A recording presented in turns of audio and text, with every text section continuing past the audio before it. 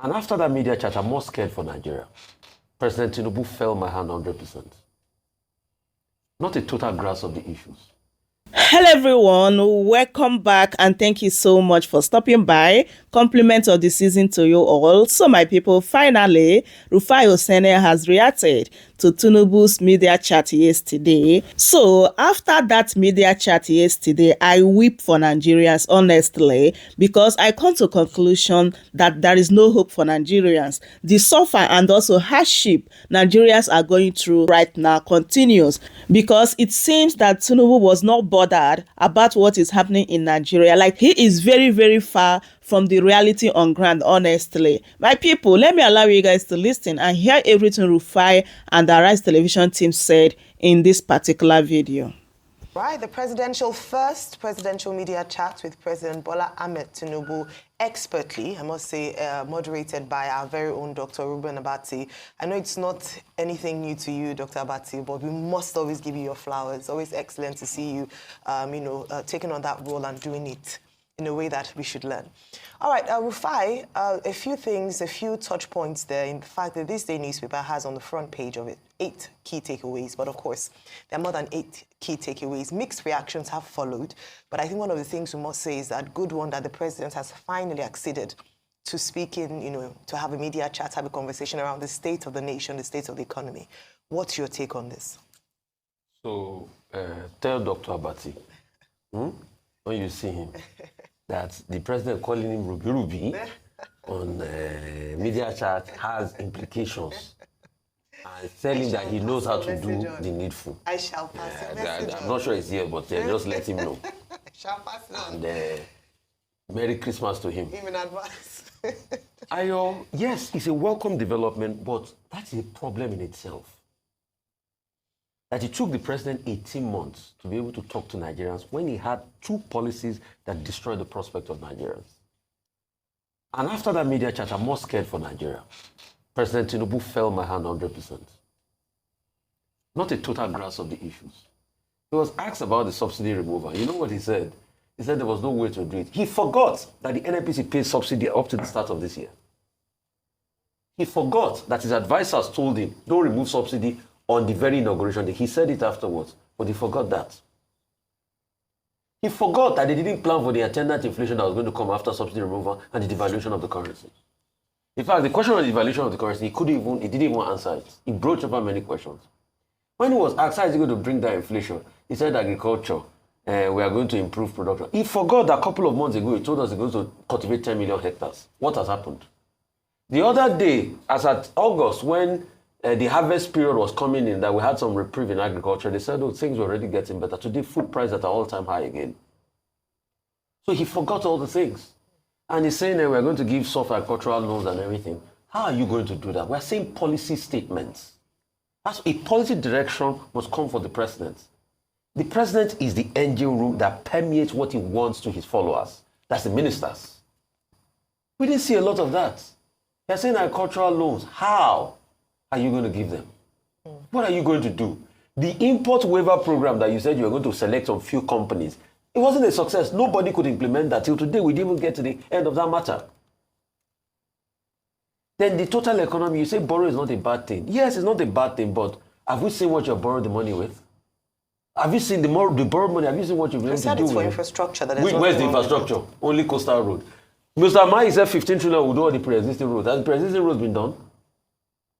Didn't we have to haggle over the coastal road? Was that priority?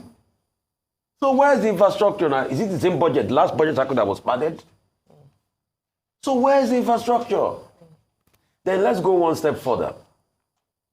I thought this was going to be a time for him to be able to sell the tax reform bills. But he didn't sell. He said, okay, I'm going to look at it, make concessions and everything. I thought it was the time he was going to sell the benefits of the tax reform bill. He was low on that. When he was asked a question about the military, yes, it was a good one to say, okay, I have confidence in the military. But also, you must be able to say that we're going to have a level playing field also of integrity and accountability. The military has been getting a lot in budgetary allocations. In this budget cycle, you're going to get about 4.9 trillion. Don't we expect things to have improved? He said they will not probe the military. So people that died in Okwama will die in vain, Abi. Do you know that some people are still picked up in Okwama and being tortured? And you say we are not going to probe the military? The Yokwama scenario, so those ones should go and die. President Tinubu also talked about the sharing of palliatives. Yes, I know he commiserated with people, but we have a general malaise and a general cultural ineptitude as regards it. He was saying that they shared palliative in Bodilon, and nothing of such happened. President Tinubu, with due respect, that's not true. I've passed through Bodilon on nights where they share palliative. People are on the road. If a car loses control, it will hit those people. It's not as well coordinated too. So we have a general malaise of crowd control. Most people just sip onto the road. I understand the fact that he needs to show hope and everything. It's good. It was in good form yesterday. But for me, like I say, hope is not an empirical proposition. We want to be able to see targeted outcomes. And when he said they should show us one minister that's not working, President, with due respect, this is the answer to the question. What has happened to the marine minister? Have we seen anything? I know he's have relations to you. What has happened to the power minister? Band A today has totally collapsed. You don't think Band A don't even get lights. You get lights. And Band A, so the minister just talks from today till Kutu Winji. Apart from few ministers we can mention, in fact, he himself contradicted himself when he was saying that, I won't cut the cabinet. But you are talking about cutting cost of government, and you're saying you're sticking with the cabinet, where a lot of people are moribund there. There are some ministers you don't even know their names. I was in a party one day where somebody in the information sector was saying, no, we don't even know what some of these ministers are doing. All right. And you were talking that we can make more from solid minerals, but you are saying we can do more. Why has Mr. Alake brought the money in? So there are numerous things we should be able to tackle as regards this matter. All right, thank you so much, Rufai. Dr. Bati, do you want to go next, or should I go next? Okay, I speak as a veteran of presidential media chats. I was in the first presidential media chat that President Obasanjo had after the return to civilian rule. Now, I also have interviewed since then every Nigerian president. I managed President Goodluck Jonathan, and I organize presidential media chats on a regular basis. So I speak as somebody who can claim to have very solid experience in the business. And I want to say, to start with, that I think it was a good development that President Bola Ahmed Tinubu, decided to have that presidential media chat yesterday. And I was privileged, again, to be the moderator of that chat, which is something at a personal level I consider historic. Now, let me tell you about the atmosphere of it. Nobody asked us to submit questions. President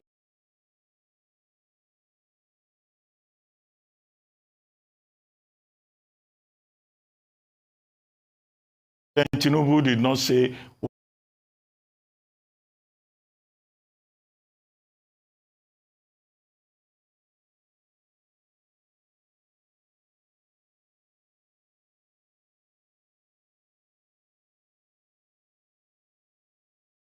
what are you going to discuss? In fact,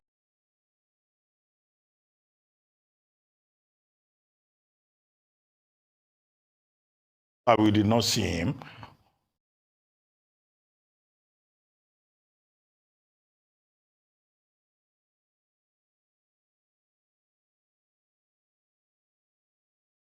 Until he walked onto the set.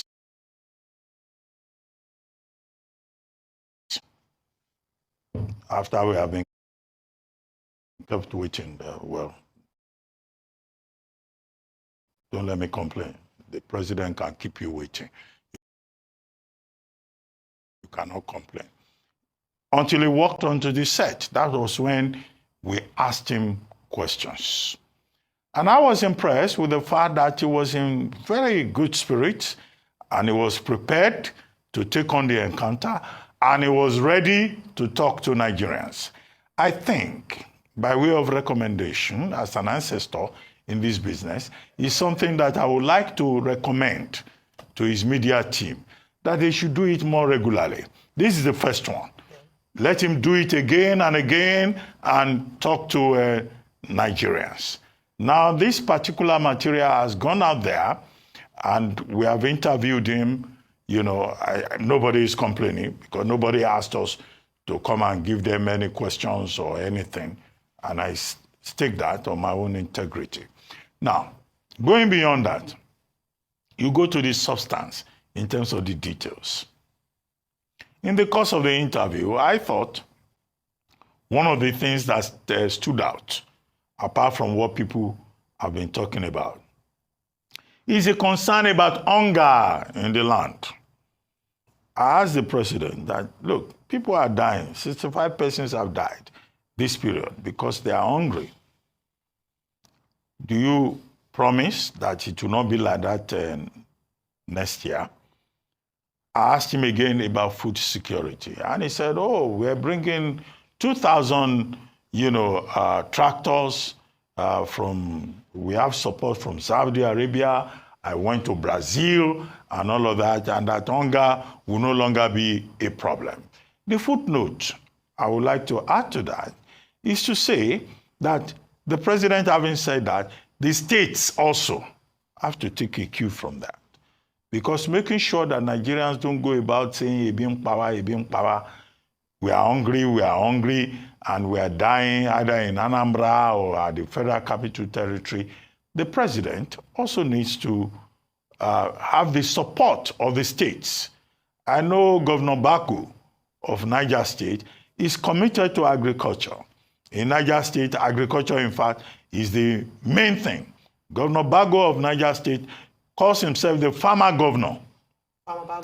Farmer Bago is called. So he prioritizes agriculture. So that commitment that the president was, expressing yesterday about feeding the people, I think the governors should also pick it up. Apart from Governor Bago or Farmer Bago, you call him, the governor of Bono, Governor Zulum, is also talking about agriculture. So what we need at that level is about synergy. We do not expect that by this time next year, people will be dying because they are hustling for rice. We don't want a rice economy in this country where people are rushing to collect bags of rice. In fact, at Christmas, to tell you the truth, people used to give 50 kg bags of rice. The only one I have received this year is 20 kg. And it's very small quantity. That's 20 kg is expensive. That's what thank the person that gave you. I don't hope that before this season ends, anybody will come and give me 10 kg. Because they are also distributing 10 kg. 5 kg. I got 5 kg. When I was presidential spokesman, we used to give rice at Christmas to journalists. It was less than they will say the thing, it was so too cheap. The same journalists now, they will be glad to receive 5 kg. You are celebrating 5 kg. You are very lucky. Yes. So this is the point we're making. The food insecurity challenge needs to be addressed. As for the other details, the president said, look, tax. Nobody will ever be happy with tax, either during the colonial times or present times. But it was very clear about saying, look, what we're looking at is the future generation. And I like the fact, sitting next to him, that he has settled into the job. He's not, all those things we used to say during the campaign period. No. The man has settled into the job. He knows what he's doing. He spoke with a lot of confidence. In fact, I was shocked that this man, they didn't even prepare him. He just walked onto this set and he's sounding like this. So that again is something He's to... a city boy. That again is something to commend. Yeah. And I think that should give him the justification, to do this again and again. Talk to your people. Talk to Nigerians, that I think is the entire spirit of it. Yeah. And he was relaxed. He was, I thought I could rattle him once or twice, but... Well, he rattled you. He was one that rattled you. I've known President Tinubu since, olden days. That's just, by the way. But I thought the whole idea of a presidential media chat is something that should be sustained. Yeah. People like to listen to their president. Absolutely. They don't want to listen to some characters issuing press releases. Yeah. They want to interact with their president and assess them on the basis of their own opinions. As for the other details, there will be different kinds of perspectives. Yeah. I have no problems Yes. with those perspectives. Nigerians will react their own way. They will ask questions. They will raise questions. It is for the president to be available every time to talk to us. Yeah. Not, we don't want to hear from Mr. Ononuga all the time or from other people who are in the team. We want to hear from our president. And I think they've broken the ice. They should sustain it. Well, they've broken the ice. They should sustain it. So yesterday, around 6 p.m., Mr. Bayo Ononuga released a statement that there would be a media chat the same evening, only a few hours. So, of course, a lot of people were quite anxious to hear what the president would say in his very first sit-down with journalists from different stations. And like I mentioned earlier on, Arise was very well represented there alongside other media stations. It's refreshing, Dr. Bati, to know that the questions weren't just checked before you asked. So it was very, so that's brilliant. I mean, not with you, but some people would insist that if you're going to speak to the president, they must have some sort of oversight of what would be asked so there will be no surprises. In fact, it's prepared in such a way that he's able to respond, or perhaps they've written keynotes for potential questions. They know some of the things that would come up. Of course, they knew that fuel subsidy was going to come up. They knew that, floating of the Naira would come up. They probably knew that the stampedes would come up. So in some parts, if you watch the PMQs in the UK, you would see the Prime Minister actually come with notes. And he's been criticized by the opposition for that. So I'm just saying that to give him kudos for that even in the US, the United Kingdom, when presidents or leaders come out to have a conversation, they usually have prepared notes to help guide their thoughts. So in terms of him being able to sit with the press and speak, or journalists, and speak to them off the cuff of his head, fantastic. A lot of people have said he's an orator. He knows how to speak. He's a politician. He's been doing this for years. So speaking is not his weak point. He can have a conversation. However, what then happens without a prepared speech sometimes is that there are certain things that may perhaps have been better managed in the way that it is presented. So let's start from a few things that he said. When he was asked about the reforms, he said the reforms were necessary. The smugglers are fighting back. But I beg to differ a little on that note. It's not just the smugglers that are fighting back. I wouldn't use the word fighting back, but the people are groaning. That's the truth. It's not just the smugglers that are feeling the impact of fuel subsidy removal. The people are feeling the impact of such a shock to their system. And that's why I like the question asked by Maupe, where she said, could it have been a phased removal? And then he said he had to just bite the bullet and go ahead with it. So I think it's important for us to face facts that it's not just smugglers. And I like the fact that they addressed that smugglers are now being contained, but the people are suffering. And what he had announced after the removal of fuel subsidy was that there will be some measures put in place to cushion the effect, a sort of safety net, so that people who are worst hit, the most vulnerable in society, the very poor in society, would at least have some relief. That is the big challenge here. The fact that a good policy, but perhaps not properly executed. And hopefully this message can be, communicated to the president that yes, we support fuel subsidy removal, but what we also encourage and promote is a way to ensure that the people do not suffer or die in the process of childbirth, so that there's no one they are not actually alive to witness the long-term benefit of this removal. On the controversial tax bills, he actually spoke about that. What he refused to speak about was the VAT. The aspect of the VAT. And if you look at it, we've been talking about how there are many beneficial parts of the tax reforms bill. Absolutely. The way the concessions for people who earn a threshold of 1 million naira, the concession for small businesses, the harmonization of taxes so that we are able to eliminate multiple taxations. So a lot of key details here. What has been contentious has been the VAT, which some northern states have kicked again. So he said that it would, for such a thing, he said that of course, it's going to involve a lot of debate, so he didn't want to comment on it today. But he did say, with regards to the tax reform bills, that he's here to stay, and that we cannot just continue to do what we're doing, yesterday in this economy. We must retool the economy. He even referred to it as a colonial way of looking at the way that the nation is set up. That's how the current tax system works. So I agree with that in terms of the tax reform bill. I'm glad that he's standing by his bill, and that hopefully this tax bill will see the light of day. In other areas, like has been mentioned, people have debated. I thought he could have responded better to the stampede question. It's not just about him being able to organize giveaways in body loan. It's the people. It's how the people are responding. And I asked the question yesterday when we had Dr. Ogochukwu and the Commissioner for Information in Anambra State, that this has been done many years prior. What is different about this year? That's something to, when you analyze a situation, you must look at these parameters, that what is different about this year that's making people so desperate in such a way that there's a stampede killing people, that outreaches that have been held in previous years haven't been this deadly.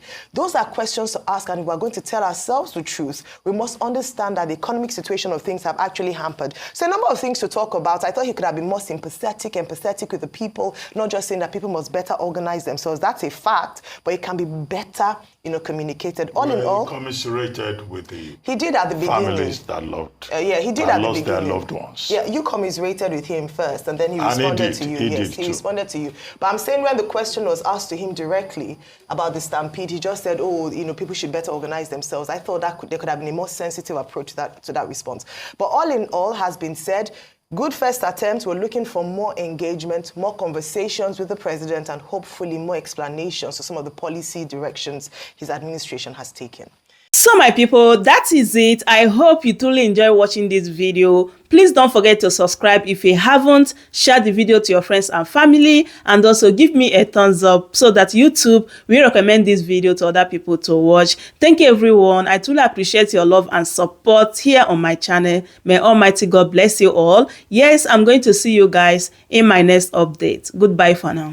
Welcome to Shammer Seniors TV. Call of it.